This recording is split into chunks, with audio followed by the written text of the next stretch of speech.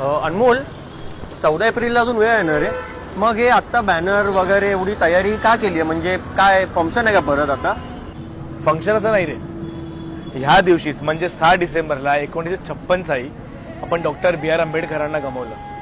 भारताच्या प्रत्येक व्यक्तीला मूलभूत अधिकार देणारे या देशातून निघून गेले. अरे हो, अरे तुला माहिती आहे मी 14 एप्रिल आणि 6 डिसेंबर मध्ये नेहमी कन्फ्यूज होतो रे. सॉरी, मला लक्षात नाही राहत. ओके रे, बरेच लोकांचा कन्फ्युजन आहे.